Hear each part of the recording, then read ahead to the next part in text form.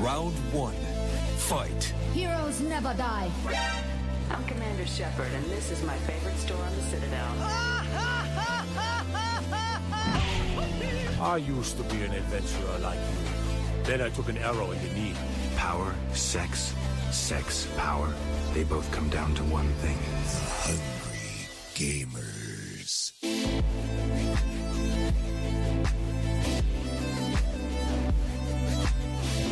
Hello, and welcome, boys and girls, to the 94th episode of the Hungry Gamers podcast. We are powered by 8bit.net and Audio Technica. I'm your not-so-humble host, Brendan White. Find me everywhere at Brendan8bit. Joined today, the Holy Trinity, back together in one remote internet-based room. We've got Saleem Abraham, who can be found at SaleemTD, and we've got Miss Ali Hart, who can be found at Miss Ali Hart. Hello, and welcome back to our Hungry HQ remote sessions. It took some doing, but we're here. How yous doing today? Hey. Yeah, good. Good. You're looking good. Obviously, we're coming to each other via the way of Google Hangouts for video verification. And Dream, you've had a nice new haircut. Ali, you're looking good as always. I am still in my pajamas, very disheveled. But at least 2/3 of us are, striving for greatness, and I'm just withering in the shadows. But hey, we're back. Hands up, how many of us left the house? Hands up. Who left the house today? There's only one hand up. My arms are firmly closed in a shrug. I have not even stepped outside. I opened the back door to let Chester outside, and that's as far as it goes. And it's a nice sunny day today, so... Is it really? I thought it was rainy up there. No, it was belting down yesterday, but the heavens have opened up, and it's she's a beauty. I've got a really big problem with the rain in Sydney today because I had a lot of outdoors shit planned, not realising that it was going to rain, and then I checked the weather. It's cloudy as anything outside. It was meant to rain at 10. Didn't rain till 12, and I could have done everything I needed to do before 12, but I was like, it'll rain. I don't know. The weatherman fucked me. Google fucked me. It's a mess of a day. It is crazy that, the weatherman is probably the only line of employment or professional career you could have where you can be regularly wrong on the daily and still have a job. Baristas. Oh, touche. They can always make shit coffee and always keep their job. I don't get it. It's a good point. Yeah. But it's not always their fault. Sometimes it's the beans. Sometimes it's the machine, Ali. It's not always up to the man on the day. Don't protect them. Just don't burn the goddamn beans. That seems to be Coffee 101, yet it seems to happen so often. You understand that these people hold, everyone's lives in their hands when they make my coffee, right? It is a position of power. It is a position. Definitely. Yeah. Well, anyway, Ali, you just came back from a movie. That's right. I went and saw Black Panther, and I am going to say it is one of my favourite Marvel movies. Ooh. Do you think, 2/3 of us have seen this film on the pod here, do you think it is justifying the hype that it's getting sort of, I guess, almost universally out there? Yeah. I think that's maybe some people, maybe not getting the full response of why this movie is really great. My personal opinion is the characters have had way more depth than I've ever seen in any comic book movie. I have never made such a quick connection with characters as I have in this movie. This is all obviously based just on the Marvel series, and let's just say most of the comic book series that have turned into movies. It is a visually stunning movie, and I feel like it's one of the first, apart from the Thor movie, where it's been set in such a more brighter, colourful, environment. Yeah, I like that sort of juxtaposition with they sort of pan through and it's just traditional African landscape, just open wildlands, and they end up sort of just throwing all this technology and advancements and brightness and neon and as you said, the soundtrack that they chuck over the top of that, damn. Mm-hmm. Yeah. Sam?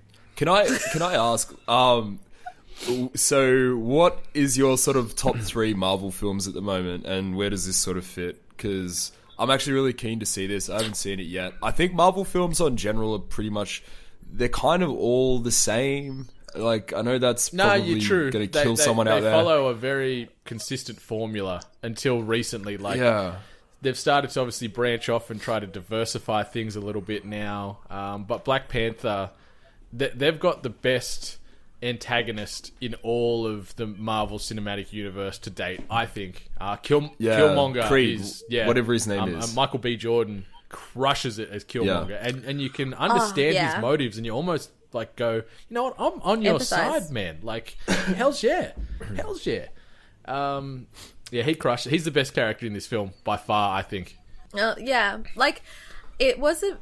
I felt like his presence was a bit of a band-aid. Like, it was very quick. It was like it came and went, and there was so much more on offer. I'm also going to give a shout out to Blade 2. If anyone gets why I said Blade 2, you'll know why I'm kind of making that reference. Is Perlman in there? Does he blush? Something like that? P.S. Blade 2 is one of my top favorite films of all time. Yeah. But just to answer your question, Thor Ragnarok is now up there with my top favorite films. That was amazingly done. That's probably is now my favorite film from the Marvel series. I'll say it's up there for me. I'm right with you on that one. I thought it was perfectly done. And I know, a lot of people probably expected me to go down the Guardians route, but I really like the first Captain America movie. The first one? I really like the second one. Like, Winter Soldier is one of the best ones in the MCU, I feel. Especially because it shifted that tone. It went more spy, espionage, serious sort of topics as opposed to that light-hearted, almost funsy action that the rest of them sort of covered themselves in. And you know what? Black Panther, I feel like was one of those Marvel movies, where they did not depend on the humor. It was there. It just, they didn't need it. Felt like it wasn't necessary. The humor felt a bit forced a couple of times to me, where I was just like, ugh. But some of them I had some chuckles, but a few of them I was like, ugh. I don't know. I feel like all the interactions were pretty genuine. I loved it. I thought it was great. I can't wait to watch it again. I also want to start reading the comic series because I want to learn about the other tribes. Yeah. I'd really love to know how all that plays out. So, yeah, I reckon everyone should definitely see this one. Yeah, it's a belter. Cool. Yeah, it's just, especially when they're starting to bring in a lot of these sort of lesser known directors and just sort of almost giving them a blank slate to say, craft your Marvel opus, and that's what I felt like they did with Black Panther. I really enjoyed it. I don't think it's the best out of the entire universe, but it's certainly up there. Like, Ryan Coogler smashed it. Or Coogler, sorry, not Cougar. Jesus, what am I thinking? And the women in this film kick fucking ass. They are beautiful and they are so fierce. It's amazing. Yeah, like, it's nice to see the women shine. It's some of the best portrayal of sort of females, at least in an action piece or in the Marvel universe by far. The Wakandans and the like, they're absolutely killing it in this film, and it's nice to see. Like, it's a very, very tonally positive film for sort of the wider audience, and obviously hits a lot of things in present day society that a lot of people can relate to. But yeah, it's good to see. No doubt they're going to fast track a sequel for this because it's selling like great guns at the box office, which is great as well. Yeah. But yeah, so it should. But yeah, I liked it. Cool. Quick plug, the Forever Movie Boys covered Black Panther, I think, last week. Ooh. Hashtag 8-Bit Collective. I'll have to listen to that. And this is what I love about these like comic book movies and stuff like that, is then getting into the discussions about it and how everyone feels. Yeah. I haven't heard it yet. I want to watch the film before I listen to what they have to say. They're pretty savage when it comes to Marvel films, I think. So neither of them are real. I think Toby's a bit of a comic book geek, but Marche isn't, so he's a bit unforgiving. Anyway, I don't know. I think it'll be good. It was I agree. I think Thor Ragnarok is just like, I watched that again recently. That's like, I want to watch it again. Yeah, I'm waiting for it. Yeah. Obviously, pinnacle. we could probably find a copy less than legally online, but I want to maybe pick that up on like 4K Blu-ray. I think it'd translate gorgeous into that space. Definitely. But yeah, I'm excited to actually see what happens with Marvel long term. Obviously, don't want to talk too heavily, but now that they've got the X-Men franchise in under there now too, what's going to happen? No doubt they're going to reboot that, new Logan and Wolverine and the likes. So yeah, we'll see. And I'm just gonna I'll finish that on with I saw the trailer for what's the new movie for the Avengers? For Infinity War, yeah. Yeah, no interest. No interest. What, really? No interest at all. No, don't care. Don't care about it. I watched the trailer. I'm like, great. I'm just genuinely curious as to how they can make these battles get any bigger. It almost seems like in the big action set pieces in that trailer, it's like an army of 20,000 on an army of 20,000. Like, when's it going to end? It's getting so, the scale is so insane at the moment. But it's got like the casting. I can't think of a movie out there that's got that kind of cast on the one screen at once, like with that amount of star power behind it. Yeah, it's a huge ensemble, but it's also meant to be the crown jewel of the entire Marvel cinematic thing, right? So, I think it'll be a lot of fan service, won't it? You know, that's the idea. It's just like as many people as they can get for people to just like. I'm just curious to see who they're going to kill off, because there's Tony Stark. Yeah, Tony Stark, 100%. There's talk of that. Yeah, I think so. Maybe they go down and kill off Captain America, and then reskin Captain America with one of the other characters, like the Falcon becomes Captain America in one of the arcs, and maybe they'll go down that route. Who knows? What else have you been playing apart from? So that was the Hungry Marvels. Coming soon to the AP Collective. Oh, damn right. So you've been watching Black Panther. I've been watching Black Panther. What have you been playing? Well, I'm gonna do a twist, and I actually played a fighting game. I hope you're proud, Sam. Very proud. So I don't know if everyone remembers, but I did say I was going to make a New Year's resolution in gaming where I was going to attempt different game styles that I'm not comfortable with this year. So I did a fighting game called Saint Seiya Soldier Soul. Saint Seiya is an anime / manga about Knights of the Zodiac, which is I think also another name that it went by. And pretty much it's an anime that's about like these knights who fight big gods to look after their god, which is Athena. Anywho, they did a fighting game based on it, and it is lots of fun, especially if you're a fan of the series. If you're not, they try to keep you updated with the story and all the lines that go with it. Graphically, though, it reminds me of a Dragon Ball game. What game was it? It was like 3D. Sam? Yeah. My knowledge is pretty limited. I'm looking at it. It looks like Budokai. Yeah. It looks, it's 2D. You're not really it's not an arena fighter. You're not really chasing someone around. It looks like Soul Calibur, actually. It looks like you're like a 3D fighter. Sidestepping? Is there sidestepping? Yeah, sidestepping, moving around, like all that sort of stuff. So Yeah. I don't know, as a person that has like briefly watched the anime, I enjoyed it. I'm not too sure if like non-fans will enjoy it. I definitely think people should just watch Saint Seiya. It's an old anime, but it's also fun. It has a great intro, which to me wins all points for anime. But yeah, I'm currently going on with it because I want to unlock all the Knights of the Zodiac. I've currently unlocked Taurus and Gemini. Okay. I'm hoping secretly, or not so secretly now, is that the Cancer Zodiac is badass. Please. I'm trying to remember what the Cancer one looks like. I'm gonna look that up for you because It'd be like crabby, some kind of crab-like thing. There's like 40 characters that you can play in this thing. I'm looking at the roster. It's huge. It's massive, and that's where I think it's very forgiving. But you do have to unlock it, so you have to go through this. You have to pretty much go through the story to unlock the characters. Then you can like fight, and I'm okay at it. But I'm using a keyboard at the moment, which is shit. Yeah, dude, don't do that. Try and work a controller out. I'm looking at it. It's got like 9 out of 10 Steam score, and then 59% Metacritic. So very, I don't know, inconsistent. Are you liking it? I'm actually enjoying it. I think it's because, like I said, because I have that connection to the franchise. Yeah, exactly right. And I love Zodiac stuff anyway. So now I really want to know what the Cancer. I'm looking at it right now. It's like a golden robot crab. The main guy, he doesn't look too bad. He's got some pretty flowing bluey purple hair and some gold pointy armor. But yeah, the crab is a bit punsy. I don't want to nerd out here. So anyone that's in gold, they're the main knights. Yeah. Like they're the gold knights. Yeah. They're the ones that like they have their temples and everything, and they're So like the Libran one is great. I don't want to get into it. Yeah, but he is great. He first starts off as like a little old dude, kind of think of like Yoda, and then he kind of he's been sitting dormant for like thousands and thousands and thousands of years, and then when he finally comes back, he's like this gorgeous dude.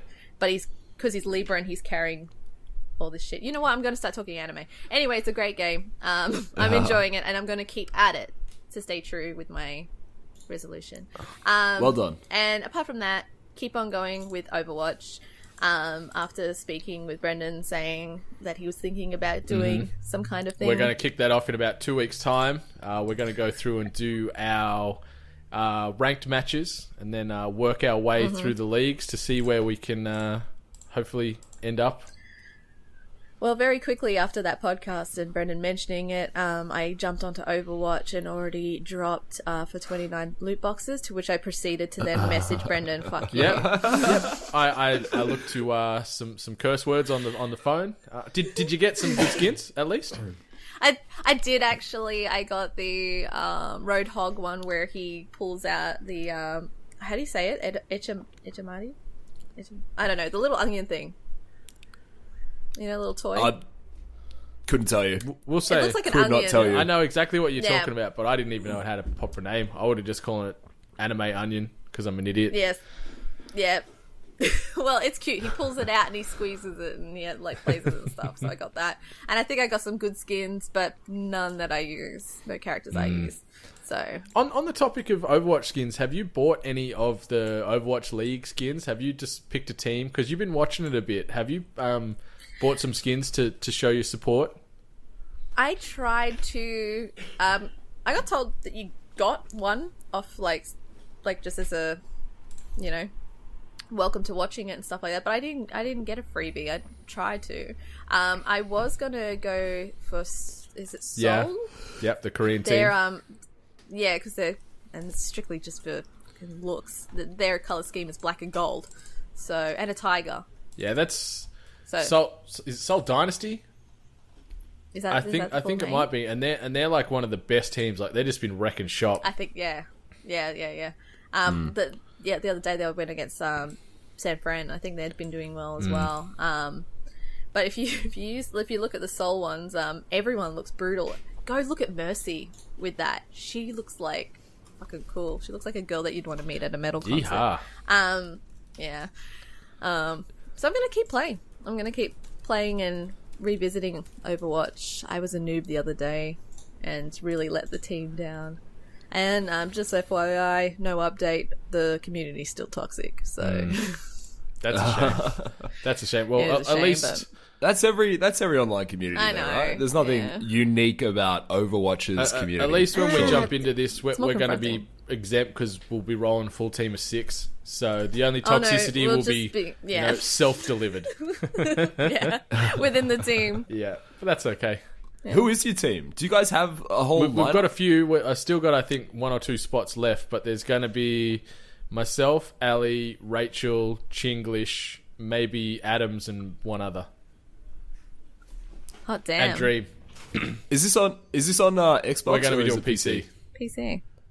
Okay, I might Okay. join in. I feel like I could bring a lot to the table. I respect that confidence. I'm a good motivator. I'm a good motivator, and I make good teams. Sam's going in as coach, calling it. Captain coach. Yeah. Captain coach.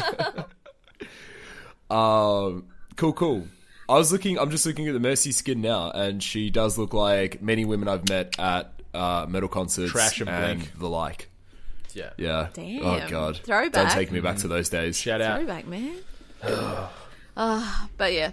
So that's been about me, apart from playing some PUBG with you guys, which has always been fun.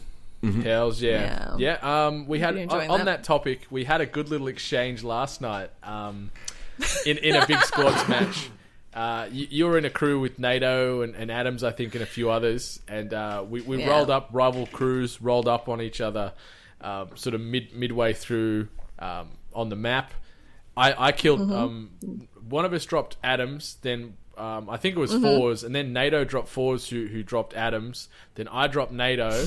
Then Ali dropped me, and it was just this like sort of escalating level of drama and firefight in this one big shed. Because we hid in that shed because we had to like. First of all, you guys, do you guys remember if you were on like a field, and you probably saw some people go past on a motorbike? Yep. That was us. You got us by the way. So then we had to go to that warehouse and boost ourselves up, and all that sort of stuff. And then Adams actually said, he goes, there's another crew coming. And we're like, well, shit, if it's a crew, we're only 3. So, and then it just turned out to be you guys, and we had a very interesting exchange. It was perfect. And after you killed NATO, he's like, it's Brendan, he's in it. And I'm like, I panicked. So honestly, like, I saw you and I just shot. You took me down. It was a great little exchange because I was skulking around that shed with NATO playing cat and mouse. I got him, and then you just came in over the top and just took me down. Do you save your stream? Yes. So it'd be cool to actually go in and check that out. And then last night we actually did another zombie mode on that topic. We don't want to dwell too much on PUBG. It's going to become the PUBG cast otherwise, if it's not already. Coming to 8-Bit Collected. It's always the PUBG cast. Yeah. But it was the first time we had a zombie mode where the zombies had so much sort of organisation and cooperation going that we got rolled. We didn't ended up being, I think, we scaled the humans down to, I think, 6. So it was lower human base, but we all got killed and there was like 70 zombies left. It was intense. It was so good though. I have to watch that. So good. We just got eaten alive though. Yeah, so that was cool. Oh man. You know what else is cool? What else? That I got around to thanks to our boy Sammy Deej. I bought he had an extra copy of Drop Mix. So I've been playing some Drop Mix. Oh.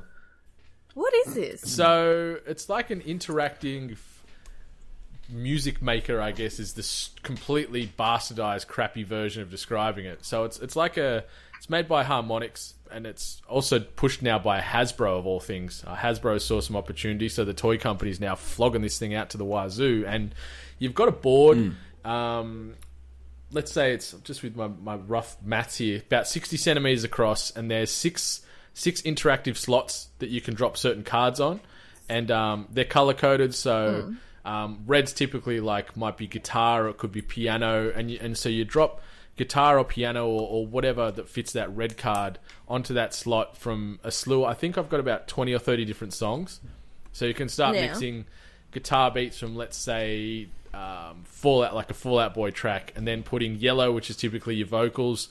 You can drop like the Chainsmokers Closer, which I seem to be looping on there a lot, and then you can put drum beats from another type, whether it be sort of hip hop, whether it be synth or rock, and you start overlaying them on, and it mixes the song together on the fly and plays it through a Bluetooth device, whether it be smartphone, tablet, Bluetooth speakers. It's really, really simple. Like yesterday, I let Archer have a go, and he's like a little 4-year-old dude, and I gave him a stack of cards, and I'm like, let's mix a song together, and he's dropping these cards down, and his eyes were just lighting up, and all these new beats were coming. He's running around dancing like a little madman. It was awesome to see, and I'm just so impressed by how seamless dropping tracks, because then you can start putting extra tracks on, so you could do vocals from 2 songs, and it'll sort of harmonize that and mix it in so it doesn't just butcher and play over the top. It's so freaking intelligent, this technology.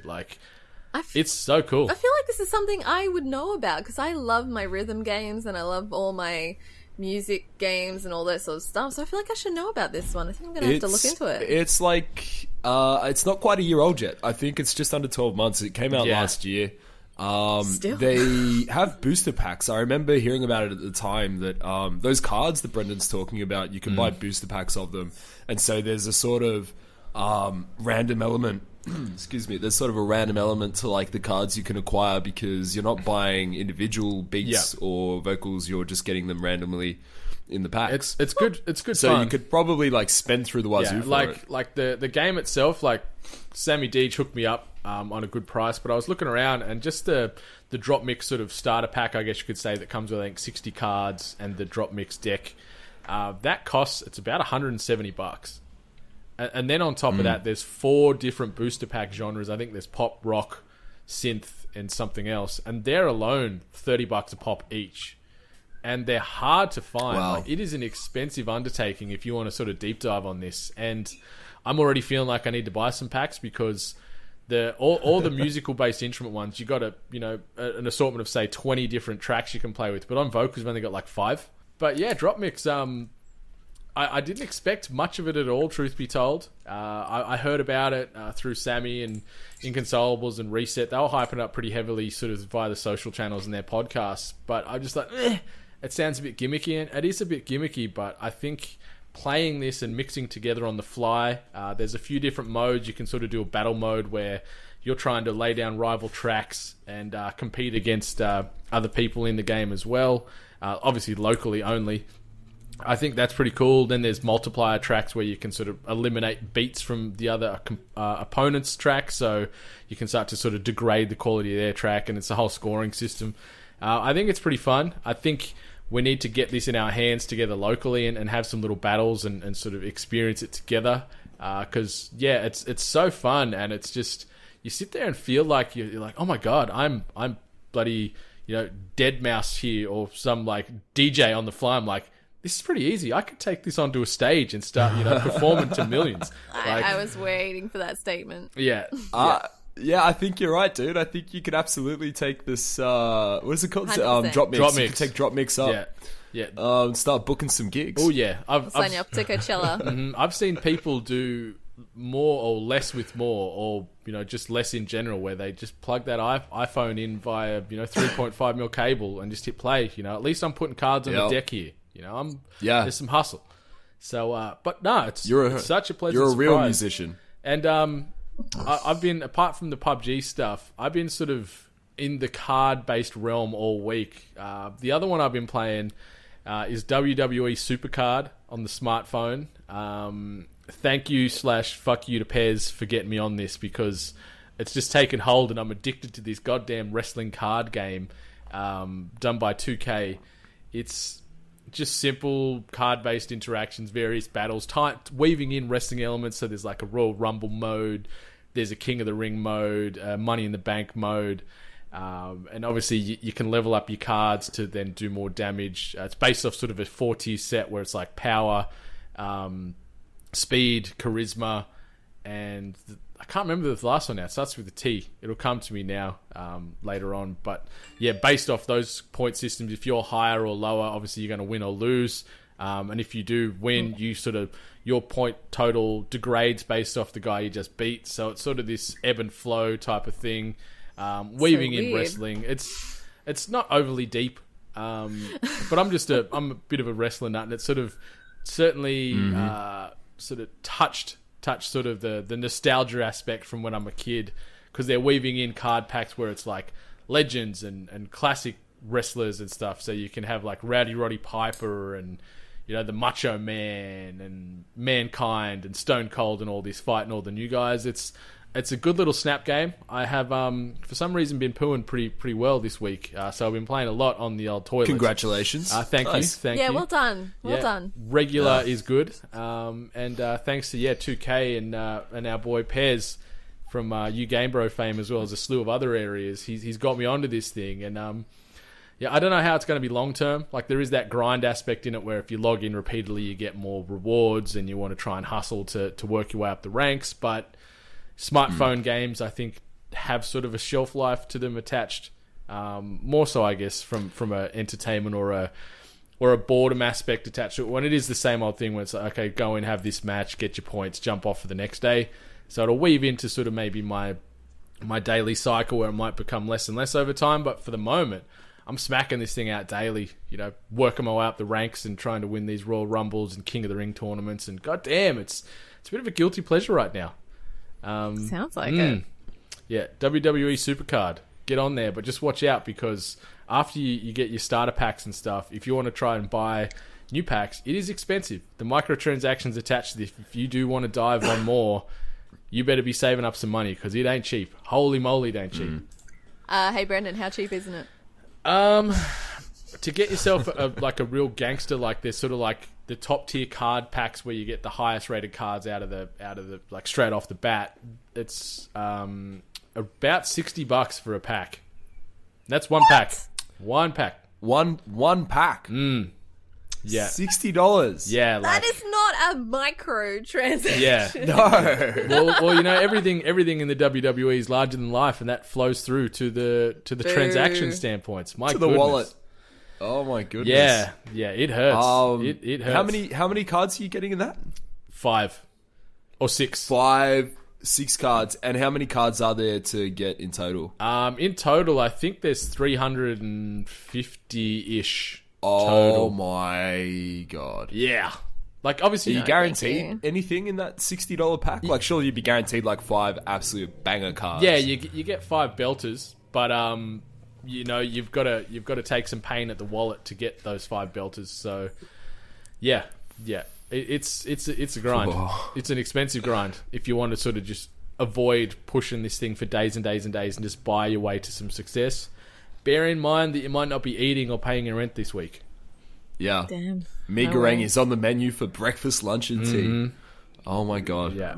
So that's what I've been doing. I've just been all up in the card life and then a bit of pub life. Nice. I'm all about the pub life. Big fan. I've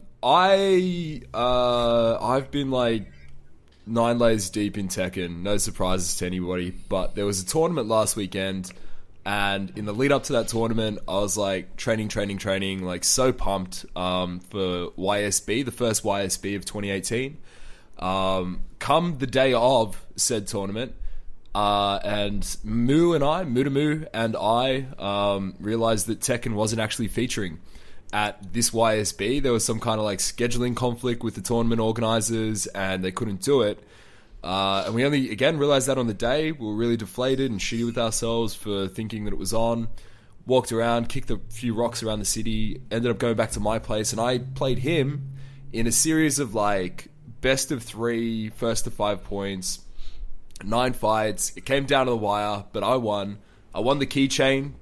I don't know where it is right now. It's on my keys somewhere. There is a keychain we fight for. Can you describe the keychain? Yeah, it's a Yoshimitsu keychain. Okay. That came with my copy of Tekken from Bandai, and like it's more important to me than most other possessions I have. But Matthew's held it once, and I've held onto it after the last 2 fights. So I'm the reigning champion. Mm-hmm. But we decided to go to YSB anyway. We thought we'd just check it out anyway and see some people that we know. And it turns out when we got in there, they were actually organising an impromptu Tekken tournament. And we both entered, and it was heaps good. I came second in the whole thing, which is the highest I've ever come in any YSB tournament. They're the real ones, like they're pretty solid, very serious competition. So yeah, I was absolutely stoked. More stoked though, because Matthew came 6th, Moo came 6th, Ooh. and I knocked him out. So you kicked dirt in his face twice in the span of a couple of hours on Tekken. In the one day, yeah, I absolutely murked that dog, as we like to say. There was no greater feeling. I could have come 31st out of 32. So long as I knocked him out, I was going to be happy. The second place thing, that's just like whatever. That's just gravy. That's just gravy. They were missing, I have to say, to be totally fair, they were missing a lot of the big Sydney players, which is why probably I featured so highly. That said, I feel like I'm really improving, and I feel like that's really cool. Like, I've been playing Tekken forever, obviously. I talk about it a lot, but it's a really rewarding feeling to still improve your game, and I think that's something gamers in general, if you're playing anything over a long enough period, you can sort of relate to. So to all the gamers out there grinding, keep that shit up. Yeah, that's my week. I've been sick. Sorry, obviously I've been coughing. If you've been listening to the last 30 minutes, you've probably heard little coughs in the background. That's me. I'm finally getting over a serious case of man flu. You had it too, Brendan. Yeah, I'm on the back end of it as well. I've still got a nice little cough and a little bit of the liquid mucus sort of floating around in the head space at the moment. But yeah, I can see the light at the end of this tunnel. The worst of it, I think, is over. Similar to, I guess, what you encountered this week. But it sucks. I'm healthy as hell. Yeah, It's the worst. maybe see, this might tie into the fact that you were out in the sun, you know, having sort of a busy day and actually doing things, where I was just stagnant, just not encountering any of those rays. That might have sort of expedited the recovery process here, but no. I'm struggling. Maybe. I'm struggling. But Yeah. I went to work. I got everyone else sick. oh, that's rough. Yeah, it was. I couldn't not go into work. It was really frustrating. So I went in. I made sure I coughed on everyone's keyboards. There is nothing worse than getting sick or getting the flu during sort of the summer or the warmer months. Like, Yeah. it just sucks. My It's unbearable. God. Because when you got a flu, you're like, your temperature goes cold and hot. Mm-hmm. So you can't warm or cool yourself down because either temperature always affects you. So Yeah. it's a bit screwy. So I just want to say, because I know I looked a bit distracted, I was looking up what the Cancer Saint Seiya character was. Just out of plain curiosity. And yeah, your character looks fabulous. Mm-hmm. I also want to correct myself in regards to the Libran god, who was an old man. He wasn't 1,000 years, it was hundreds. So That's still old. You know? still old. It's still a great thing to look into, but Yeah, yeah. he's the Your, the Libran guy's got very luscious, long blonde hair, or brown hair. Jesus Christ, Run. blonde hair. Yeah, he's a great looking guy, but what he looks like as Master Doku is much better. Anyway, check that out. So that's our week that was. Do we want to jump into some news headlines? Let's do it. This week's news headlines. Okay, so the first thing, or something I guess we're probably going to dive into in sort of a large amount of detail, is the DICE Awards, or the DICE Summit that aired on Friday for us Australians, That's right. Yeah, hosted by Vegas. by Jess and Greg again, returning hosts. Massive amount of awards available. What did you think? I don't know if we wanted to sort of cover off on every single one, or we could sort of skim over them all and then dive deeper when required. I'm gonna give a point out to how awkward the whole event felt. I don't know if you guys felt like, kind of felt like it just felt uncomfortable. It felt like a really uncomfortable event, and I don't know if it's a case of like what the microphones was picking up or whatnot, but it also sounded like it was a rough crowd. Like, the interaction from the audience was really shit, it seemed, unless the Nintendo guy got up there. Yeah. So just in regards to the whole event, and also shout out to whoever was a big fan of Stranger Things, who made that damn music repeat constantly throughout the event. Yeah, it was cool the first few times you heard it, but then it was like, come on now, give me something else. It was the same beat over and over again, unfortunately. Yeah. Yeah, no. But in regards to the awards, I mean, we could probably more pick a game and then discuss the awards that one game won. That's probably a good idea, because it was almost like, but in sort of the entire award process, let's say less than 7 or 8 different games took out the entirety of the awards on display. Like, just looking at the list, like Cuphead took out 2 awards, outstanding achievement in animation, also as well in art direction, which I think is justified.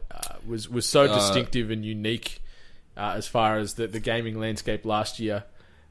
It's hell if I still haven't finished it. I need to try and invest some time to get into that and try and fight my way through to the end.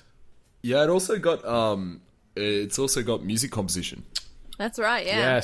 Yes, that's true. Because Totally it was a deserve that completely original score. God, it was fantastic. Just the love and care attached to that game. Love it.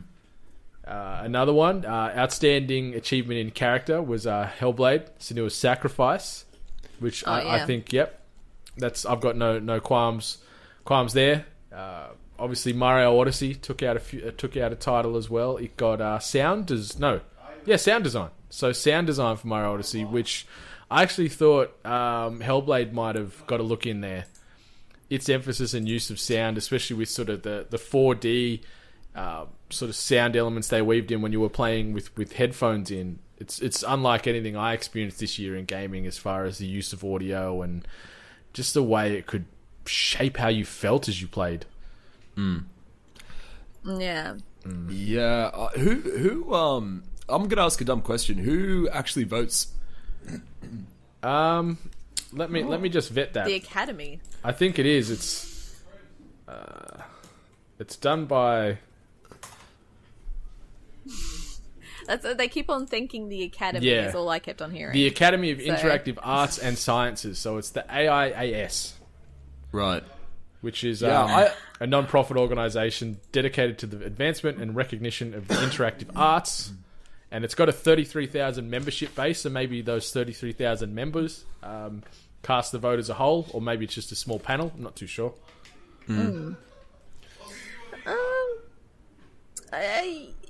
Like this, I'm gonna say it. Sorry, Brendan. Horizon Zero Dawn got a lot of courtesy awards. Achievement It in kind of story, felt like that.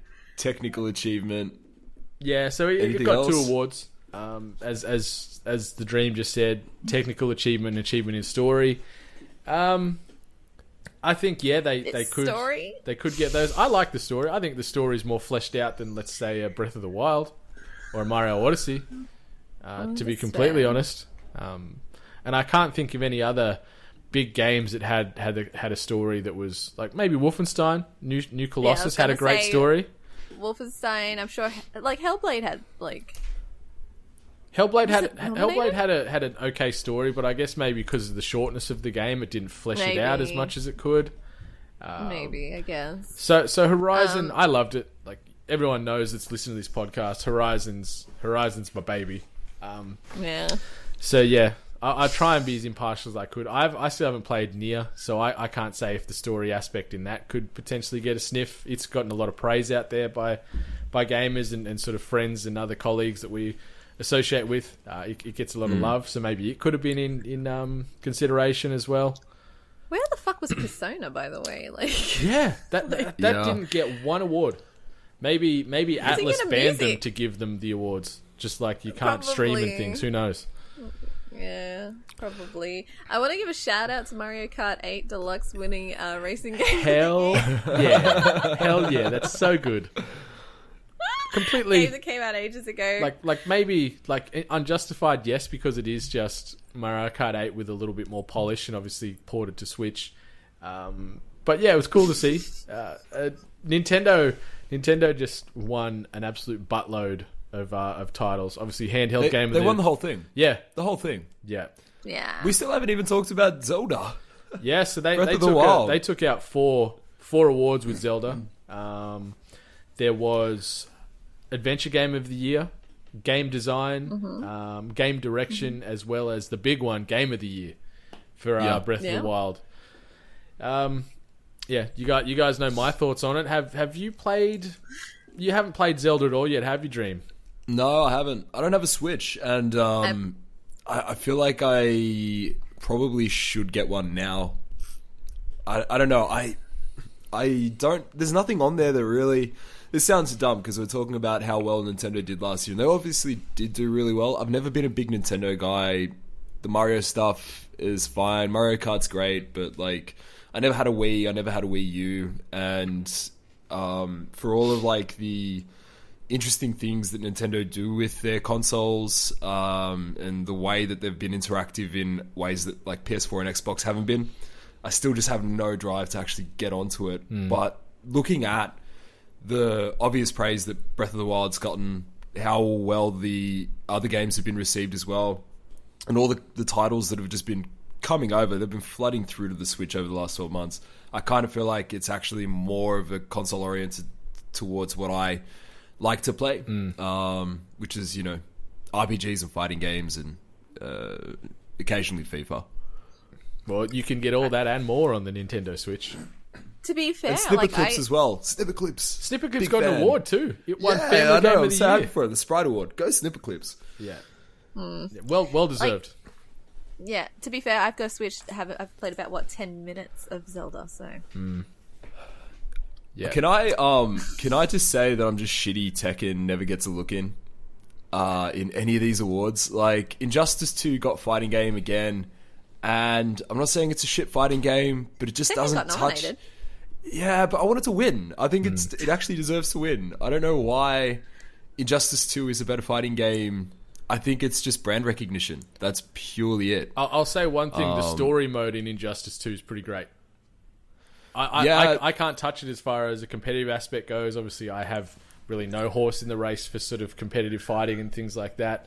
But I like that there was actually a story mode with substance, which doesn't always seems like just a throwaway for most fighters. Yeah, I think, like, I agree. And Tekken had one which was maybe not the best. I think it was the best story mode any Tekken game's ever had. It was definitely head and shoulders above what Street Fighter V had on release. But, like... Yuck.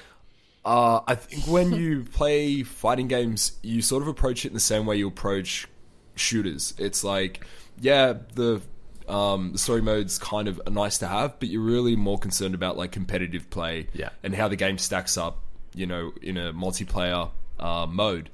And Tekken is perfect at that. Like, it is such a well-balanced game, and I know I'm really biased, but it's actually really difficult to have a very balanced fighting game. And Injustice 2 is okay, but like, I don't know how Tekken just gets overlooked every fucking time in these award ceremonies. It hurts me a lot as a fan. No, that's fair.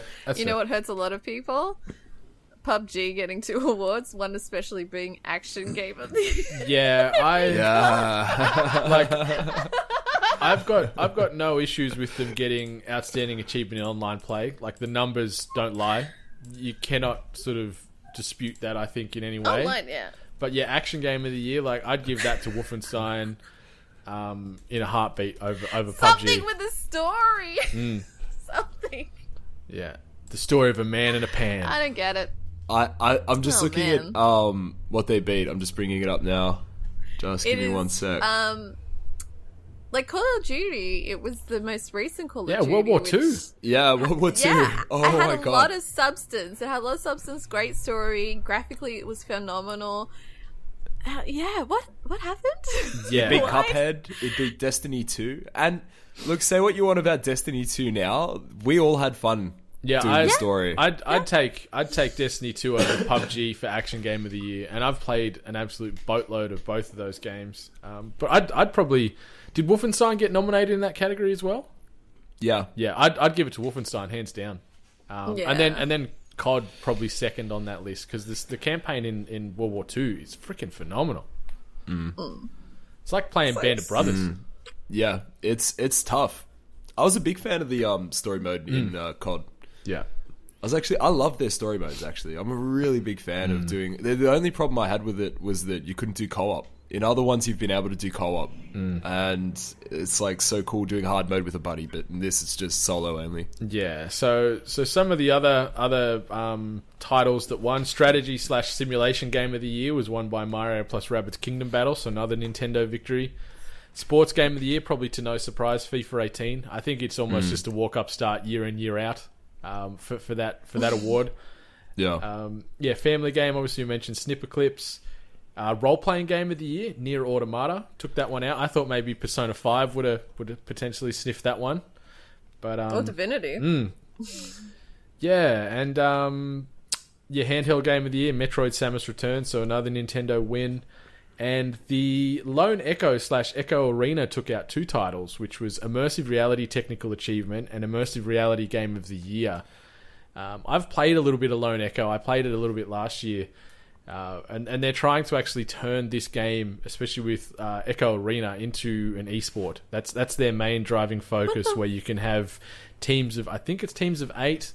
Don't quote me verbatim because it was a long time ago I played it, but it was teams of 8 all sort of playing this sort of sporting title.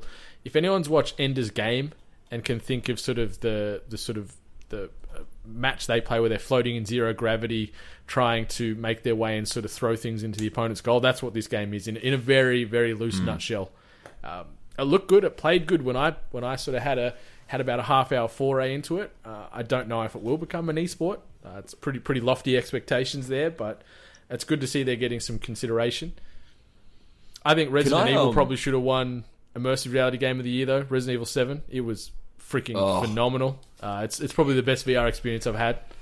That award category at least made me aware that there's different games out there. Is there a game? I've got to double check now. I swear there was a game in there where it was like a crime one. the detective thing. Yeah, I think that's on Steam, on Vive, and maybe Oculus.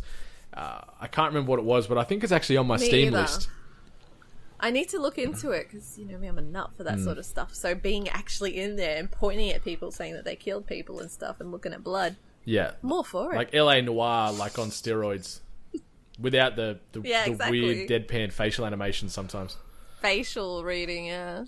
Yeah. But I'm excited for VR moving forward. I think it's certainly not going anywhere. And seeing the support, at least even from the low end side, with sort of Sony still getting behind the PSVR, I was worried they were just going to leave it aside and forget about it and keep pushing. But there's so many games in development and continually getting released on the PSVR, which is very good to see. I still need to try and get a Vive. I'm waiting for that Vive Pro to release and pick that up to try and get that next level of immersion and graphical fidelity, and even just the Vive controllers themselves are phenomenal. It's the best way to play VR, in my opinion, from my experiences anyway. No, PlayStation still has that, like, the headway on console anyway, really. So I don't think it's going anywhere. PlayStation keeps on moving forward anyway. Yeah.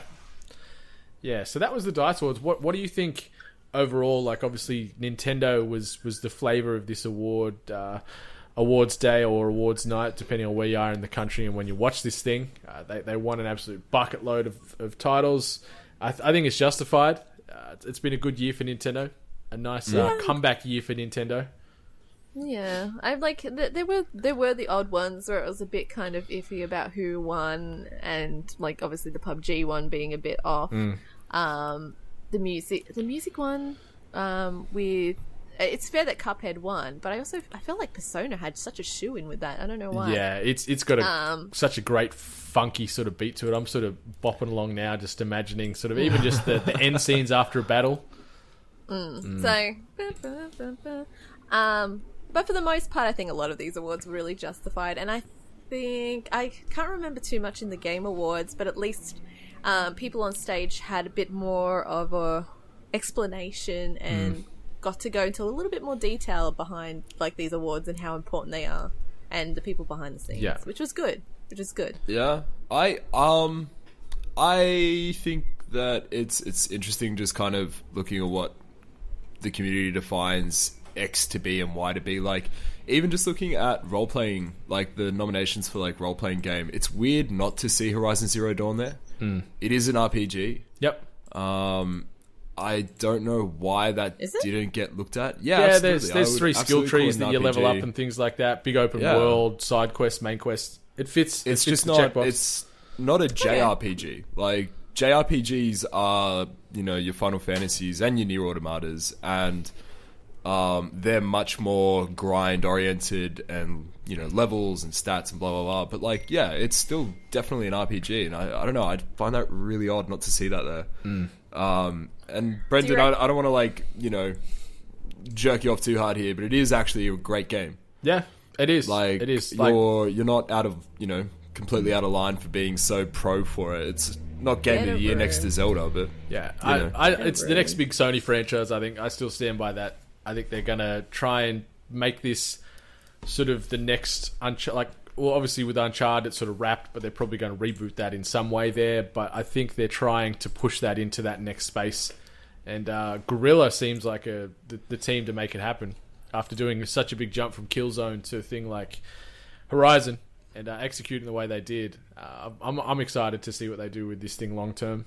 The Frozen Wilds, I still haven't finished that main DLC. Like, I think I've got one of the main quests and then a ton of side quests to do and explore. So it's certainly getting your money's worth, and I love it.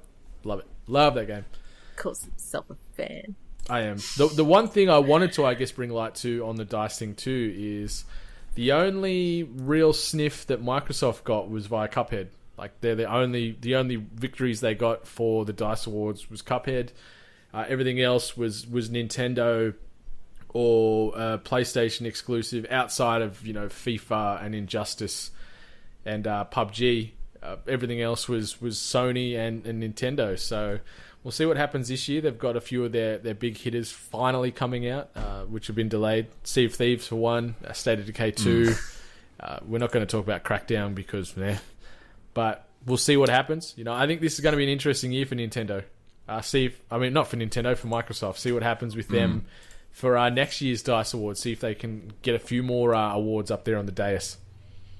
Cool. All right, so outside of that, we've got a couple of sort of little mini headlines that we can sort of skim through. Don't need to dive on unless you think it's necessary. My PlayStation, the new browser version of your PlayStation Network profile has come out. Have you had a chance to look at it? What do you think? Is it just a nothing thing for yourselves as well? Are you going to use it? Thoughts? Not going to use it. I don't get it. Could care less. Yeah. I don't know why this is... how this is beneficial. Like, the PlayStation UI that lets you do all of this shit is fine. I'm never out and about and like wondering what Brendan's trophy count is, or you know what Ali's is. The one thing it sort of reminds me of, I think Steam's got something similar, but it actually reminds me of WoW Armory, where you can just check different characters, like their levels and their gear and stuff on the fly. So, and I've actually used that. I've used it a fair bit. So I guess, you know, people might find reasons to use this. I just don't. I don't know. Like a BS detector, like you're having a conversation with someone and be like, "Yeah, I platinum that." It's like, all right, prove it. Give me 2 seconds. Yeah, I call bullshit. I guess it might be a cool way to sort of, if you're meeting people, if you're at a convention or something, and you want to add a whole bunch of people's accounts to like your PSN account, and you can find their profiles on the fly. Maybe, I don't know. Like, it's a bit closer to social media now. It's like a little more seamless. Yeah, like that's maybe one thing I can think of. But maybe it's probably going to be the start of something much more. Yeah, PlayStation have just always been weird to me as far as sort of this sort of UI backend. Just why did they invest money into this? Just invest or open up the technology to be able to change your gamer tag, like your PSN name. Like, change that. Like, the amount of money that they would immediately generate from revenue on that, even if they charged $10, the amount of money they would make out of that, you know, it would be instant. But instead, they're doing weird things like this. It makes no sense. Like, this isn't going to make or break Sony. Like, people that were hesitant about jumping on the PlayStation wagon, you know, this isn't going to sway them. I'm hoping this wasn't a massive amount of development and costs involved to make this happen. I can't imagine it would be. No. It's a nice to have. Like, that's it. It's just a nice to have. Yeah. Yes. Something else that is nice to have is Hunt Showdown somehow jumping into early access on Steam already. It's been in sort of that sort of tech alpha for about a month now. And it's now available on Steam for $29.99 USD, which I think's a little bit expensive for what you're getting. You've only got the two sort of variations on the level to go at time of recording now. So you can go against the Butcher or the Spider in day or in night on the same map. So there's not a huge amount of variety available for $30, but they are talking about heaps of levels, heaps of different hunters, heaps of different weapons, skins, all this kind of stuff. So they are saying all the right things in the background as far as their release notes go, and also via their Discord. I'm really enjoying it, but I think like Rachel and I have been talking about shifting how we play and just sort of farming for several levels in a row to build up those hunters before we try and tackle other guys or the main big bad in the level as well. But it's now available on Steam, so anyone that has been waiting for their alpha key to get emailed to them, wait no more. Just drop $30 and you can jump in right now. I'm excited. I'm going to keep playing. It's been fun. Crytek are doing well. Are you still experiencing that issue? With the campers. I know you guys were experiencing those pets. Yeah. It's still very much part of the meta, it feels like, and it pisses me off still. Aww. So that's not good. Yeah. That's not good at all. Yeah, so we'll push through on that a little bit more. Something else that has sort of popped out this week, obviously Metal Gear Survive is doing the rounds. The reviews are coming in, mixed reviews. Konami still sort of tying the Metal Gear name that Kojima obviously brought to fame and sort of cared for so well over the years, has brought out this new sort of survival style game. I haven't played much of it. I've got a key and I want to get into it soon, but reviews are mixed, but one thing that's sort of starting to irk the community out there is you've only got one save slot for your character. So if you maybe get sick of them and want to delete them, create a new character, obviously you've got aesthetic and customization options available. It's going to cost you $10 to get a new save in the game. It ties into sort of the survival coins, which you need 1,000 of them to buy one of these new save slots, and that equates to $9.99 US. Obviously, you can grind for some of them in game, but you can also just purchase them. But for a save slot in a game, like, this is so freaking idiotic to me. It makes no sense. I think it's just another black mark on Konami, especially on the back end of how they treated sort of the exit of Kojima. What do you think? Is this a game that's of any interest to you two? Is it on your radar at all? Are you going to play it? People I know who like Metal Gear aren't interested in this game. So if they're not interested, why would I be interested? Yeah. I never played one, so... You've never played a Metal Gear game? No. Wow. I played a little bit of... What was that little quick one that they did? Oh, in Ground Zeroes. Ground Zeroes. Yeah, that's it. Yeah, I played like a little bit of that. Yeah, where it was just that main military base. Yeah, so Konami still doing head-scratching things, potentially charging for an additional save slot for a character.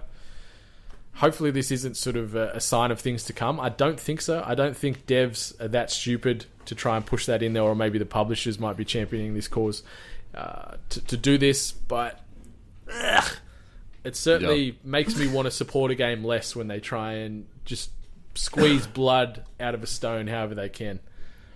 Like a $60 game pack. Yeah. WWE Supercard. That's so egregious. Like, it is so unnecessary to charge that much. Yeah, for a few cards. Where does that money go? Who knows? I need to actually have some words to Pez. See if he gets like a finder's fee there. Yeah, maybe it's for all the oil for the wrestlers, to keep them sort of looking pristine in high def when they're filming Raw and SmackDown. But it's baffling. One other little quick throwaway. The next PUBG map may be out sooner than we think. Could be out in the next couple of months. They still haven't confirmed the locale, if it is going to be snow, but there's also an urban environment that is doing the rounds as well. So maybe we'll sort of be fighting in sort of a degraded sort of city space, which could be pretty fun. But yeah, it's interesting. They're starting to lose their footing slightly to Fortnite. So we'll see what kind of shifts and pivots this is going to make for PUBG Corp over the next few months. Last thing they should be doing is rushing a map out. Yeah, 100%. Please, 100%. Get it right first. Yeah, and don't make it as big as Miramar. Miramar, you could cut a third of that map out and it'd still be fantastic. It is so goddamn big. My goodness. It's so big and full of nothing. Yeah, it's just desert land and a couple of cacti and a burnt out car. That's all you keep seeing. Yeah. And maybe some corpses from my enemies. But that's the news. It's a pretty lean week in the news calendar. We should I guess start pivoting into the sort of final segment of the show. iTunes Review of the Week. And this review comes to us via way of iTunes user. I'm hoping I'm going to say this right, but would you guys pronounce this as Quethbeth? I'd read that as Quethmeth. Quethbeth? Sam? Yeah. Quethmeth? Yeah. Kethmeth? Quethmeth? Is it meant to be Christmas? Quethmeth? Maybe. Quethmeth? Not too Yeah, sure. I don't know. But, let us know, Quethmeth. Yeah, let us know. Hit us up on those socials. Quethmeth. Like Christmas with a list. Yeah, got a list, maybe. Yeah. Maybe. Apologies in advance if we completely butchered this, but hit us up on the socials and smack us down via a tweet if we need to. But this review comes via way of Quethmeth, Australian-based review, and the iTunes review reads, headline first, Best Aussie Pod. And that's not just gaming, that's just in general, Best Aussie Pod. Gives that 5 stars, but then doubling back a little bit, he goes, in the review itself, well, maybe second best behind Reset, Winky Face. Ooh. Always informative and entertaining, 10 out of 10. Shots fired. Shots fired. No shots fired. Yeah. We agree. Reset's a great bunch of guys. Yeah, Michael and Tegan are fantastic. They deliver they are great. quality pod, and they're also Michael is a big component of this podcast now, immortalizing himself in the intro and outro track. So thanks again for that. And thank you to Quethmeth for that review. We're close to level pegging again with episode numbers to reviews, so keep those reviews coming in for the Hungry Gamers on all your podcast platforms of choice, but also all the other podcasts you listen to. I know we harp about this each and every week, but keep those reviews coming in because it keeps that fire in our hearts burning and it keeps that hustle going for us. So it takes a little bit of time, but it means a lot. So do what you can. If you're interested in checking out any of the other podcasts as part of the 8-Bit Collective, go to 8bit.net and check them all out right there on the landing page. Or you could search hashtag 8-Bit Collective on Twitter. And there is a ton of good content dropping on the daily from these fantastic creators we've got working in parallel with us. We may have some new people coming into the fold soon too. Can't confirm nor deny, but get excited. Or maybe don't get excited. I'm just lying, but who knows. But yeah, it's a good time. There's also a great video review online now on the YouTube page by Sammy Deej for Celeste, which is a game that is garnering much hype. So check it out. It's about 5-6 minutes, so anyone can find that amount of time in their day to give that a view, and be sure to chuck a like and comment or a subscribe on YouTube if you don't mind at We Are 8-Bit. Hit us up as a collective at We Are 8-Bit on all the social medias. Is there anything you guys wanted to say in closing? Something you're looking forward to this coming week? Something you're going to try and play? Something you want to let us know about? I'm thinking about going to play... is it Night in the Woods? Yes. I noticed that actually that got a nomination for Story.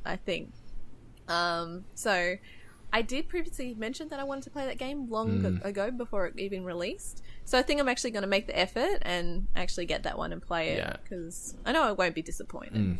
Yeah, it's got a lot of hype. I've got it in my Steam list, and I want to play it one day. But same time management, I'm bad with it. Yeah, same. Too many games. What about you, Dre?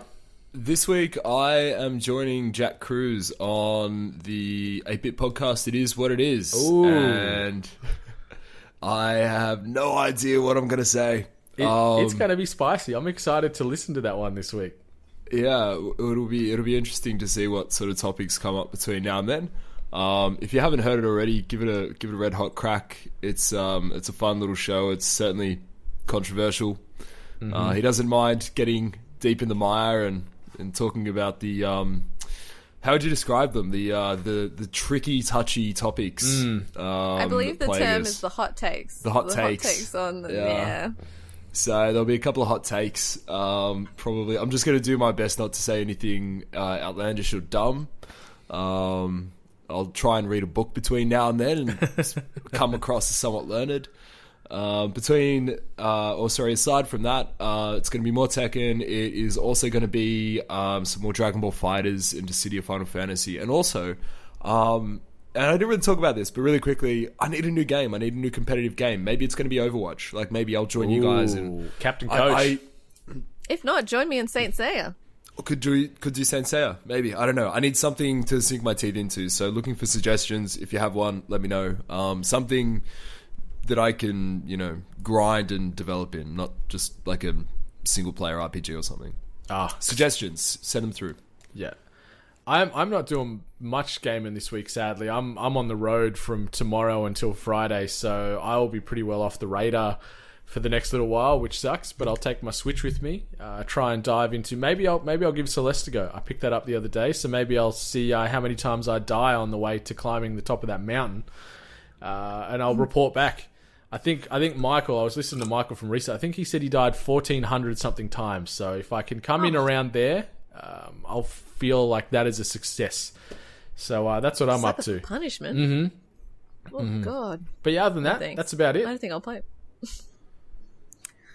Oh God, I don't know how anyone's been playing that. Is that game strictly all about dying? Yeah, I guess like if you compare it to like a Super Meat Boy type of vibe, obviously aesthetically it's different. There's a story attached to it, but it's that type of situation. But there's a ton of secrets in each level, and then there's also B-sides to the tapes, which are the levels, so you can play the levels differently with other additions and changes to them, and varying levels of difficulty attached to it too. So Yeah. Okay, Yeah. so it's a bit more than just the MRM. Okay, cool. Yeah, so I'm excited to give that a go while I'm traveling this week.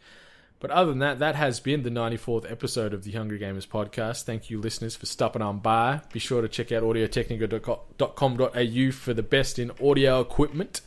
And you can find me everywhere at Brendan8bit. You can find me at Miss Sally Hunt. And you can find me at Saleem TD. Okay, 8-Bit Nation, until next time, much love. Stay hungry. You've been listening to The Hungry Gamers, one of many gaming and geek culture related podcasts from the 8-Bit Collective over on 8bit.net. Check out more episodes on your podcast service of choice. And while you're there, please be sure to rate and subscribe. Until next time, boys and girls, stay hungry.